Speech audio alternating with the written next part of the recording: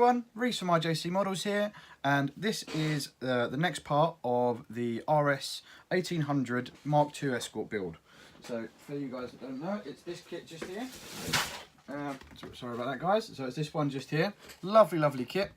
And what I'll do is I'll briefly show you what I've done, because I've done a few bits off camera compared to the last time. So what I'll do is I'll quickly show you guys, have a quick run through of what I've done off camera, and then from there we'll go and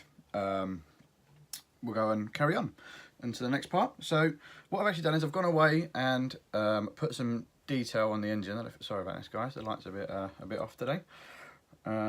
Put some detail on the engine. So we've got the throttle body for the carburetors, the HT leads and the starter motor leads. So that's the motor all done and the engine all done now. What I've actually done is I've jumped ahead a little bit and painted the oh, that's good, there we go. So I've painted the tub. So this is the interior, so I think we'll go in here. I'm actually going to detail the inside of this up a little bit as well. And I've also gone away and I've painted the body. So the body is now all ready to take all the sponsors and that sort of stuff. What I am going to say to you guys is I'm not actually doing this one in full colours like the one on the box. I'm going to do this one as a privateer racer in one of the lower levels of rallying, with different. It'll have the same blue livery across it, but it won't have the driver's number. It won't have the driver's names on it like you would do, like you'd get. So with this one, it will be a privateer's vehicle. So what we'll do is we'll move the camera down and we'll carry on with what we're doing. So the next bit would be which is going to be the seat harnesses and that sort of stuff. What we're going to do is I'm going to show you how to make your own seat harnesses, because obviously this one's got the 4-point harnesses, 6-point harnesses in them. Sorry. So I'm going to show you how I do those, and then from there we'll carry on forward and do the dashboard, that sort of stuff. Okay, so I'm just going to move the camera down and then we'll get on with it. So what I've done off camera is I've actually gone ahead and put in the co-driver seat of the Escort there.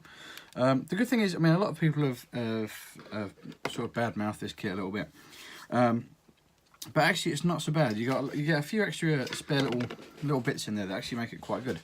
So I don't know if you guys can see that all that well, but just on the parts just here, the silver bits here, these bits just here.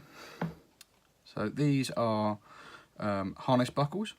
Down here we've got another harness buckle and the rear attachment points of the harnesses. So they actually come as an extra in the kit that you don't actually get to use. Well, it's just not to use, but I'm actually going to use them to make the harness, the 4-point harnesses like that one there. And so this is how I do it. So what I've done was I've got just some ordinary red ribbon that you can buy in any sort of craft shop, hobby shop, anything like that. So this is just some red ribbon. As you can see, it's quite transparent and quite see-through. But what I've actually done is I've actually gone ahead and painted the red ribbon with some just ordinary, I mean this is Humbrol paint, but you can use any paint of choice. Obviously just the ones that just won't melt the ribbon. So this is just some Humbrol red acrylic paint. I'd suggest using acrylic paint over the enamels, that sort of stuff, because I've not actually experimented with that yet, so I'm not sure what the enamels would do to the ribbon. And basically what I've done is, as you guys can see just here, I've cut it into 3 strips once I've painted it. So I haven't actually got the bit that I painted. So I've got some 3 strips here, and what I've been doing is I've been taking the spare buckles, just like this. What I do is also, I've got a little bit of super glue here as well, just your ordinary bog standard super glue, as I've actually run out of some CA glue. Usually I'd use CA glue like this one, but so I've run out of this one now. So I've just got some ordinary pound shop glue you can get for £1. I'm just going to put it on a little bit of card just off screen here, or actually it's on screen here, you can see it there. Just prob a little bit on there, just so it's not as easy, a bit more easy to control. So as I was saying, I've just pre-painted the driver's seat there. So I've just used a bit of German grey. Is it German grey? I think it was German grey. Let me just have a look. No, that's NATO black. It was, yes, I just used a bit of XS63 which is German grey on the cushion, and I used a Vallejo 70861 glossy black to do the outside with. So what I'm actually going to do now is I'm going to take those extra parts and buckles and things that you didn't actually get to see, that you don't actually get to use, and use it in this model here. So what I'm going to do is, I'm actually going to go, before I do anything else with the harnesses and that sort of thing, I'm actually going to glue, take some extra thin, so you can actually glue the seats in first, just so it's a bit more rigid and you've got stuff to work. So I've got some super glue off the side here for the harnesses, which I'll come to in a second. Just glue this in here. So what I'm going to do is I'm just going to pre-glue the seat brackets in there. Because as you guys know, if you've built 1/24 scale cars before, you get seat brackets already in the bottom of the tub. So I'm just going to pre-glue those and pop the seat in and put that to the side while it's drying. I mean, now what I would generally suggest to do is put this to one side and let the Tamiya extra thin dry fully, so you've actually got quite a nice firm rigid seat there, so you can actually you've actually got something to play with, and the seat's not moving about. So what I'll do is I'll put it to one side, let the glue dry, and then I'll show you how I've made those buckles. So it's quite simple really. All I've done is I've taken, so this is part on the sprue A, so this is part 50, so it's these ones just here. These are the rear mounting points for the harnesses. So what I'm going to do is I'm just going to pop those ones out, just make sure you guys can see me. So I'm just going to pop that one out of that. There we go. So you've got to be they're quite small and quite delicate, these little harnesses. So what I'm going to do is just take the flash off of there, make sure it's nice and clean, a bit like that. And then what I'm going to do is I'm going to take the bit that we've just snipped off there. So this is quite fiddly, guys, so you might not be able to see it too well. Actually, what I'll do is, so you guys can see, is I'll hold it in some spring-loaded clamps. So I've just got some spring-loaded tweezers here. I'm going to hold it like that so you guys can see. There we go. So there's your harness bracket in there. And what we do is take a bit of the ribbon that I've painted and cut into fine strips. And what I'm going to do is literally just pass it through because these are actually pre-drilled and they've actually got holes in them already. So I'm just going to pass that through there a little bit like that. Oh, bear me a minute. Sorry, it's a little bit fiddly. There we go. So I'm just going to pass it through there like that, so it's coming through. And then to make it actually look like that these are stuck, because what they actually do is with the harnesses, they actually sew the buckle onto the strap. So what I'm going to do is, so the super glue that I put off to the side here, I'm just going to take a cocktail stick, toothpick cocktail stick. Find where I've put the glue, which is just there. Just taking a little bit on the end of my cocktail stick, just dab a little bit on the end, and then I'm going to fold that over the buckle a bit like, oops, so it's a bit fiddly this, but with a little bit of work you can get it there. So I'm just going to fold it over a little bit like that, and then there we go. Whoops a daisy. So I'm just trying to do this on camera so you guys can see. It's a bit fiddly this one. Whoops. Try not to drop your harness. So there we go. I'm just going to fold it over, give it a little bit of a squeeze, just so it stays put. And there we go. That's the starting of your harness. Then what I'm going to do is I'm actually going to take it, bring back the car, past the end of the now harness, as I'm going to call it, because now it's actually a harness. I'm going to pass it through the harness holes in the chair and the driver's seat.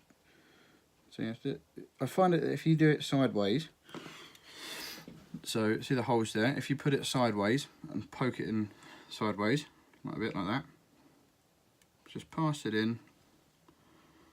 He says he's trying to do it. Pass it in.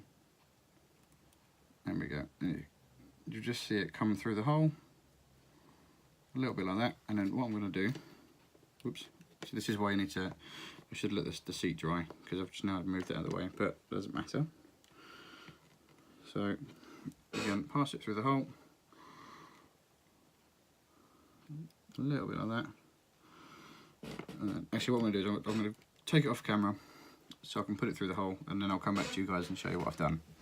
Alright, so to save you guys from getting bored and watching me fiddle around with little bits and pieces, I've actually went and I've installed the rear harness mount.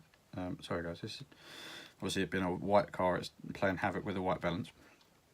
So there you go. Just in there, let me just get a pointer.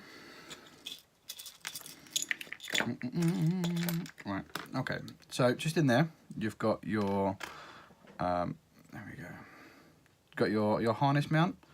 Obviously it's going to come through, up and through the harness hole in the seat.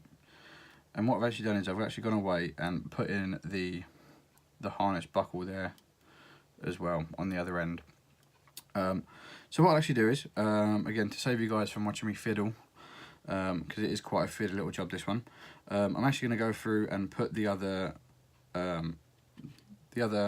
harness in and the two on the bottom, because it's very much the same process. You get your piece of ribbon, so say this is your harness buckle, you get a piece of ribbon, the piece of ribbon you've made, and then so you poke it through the hole.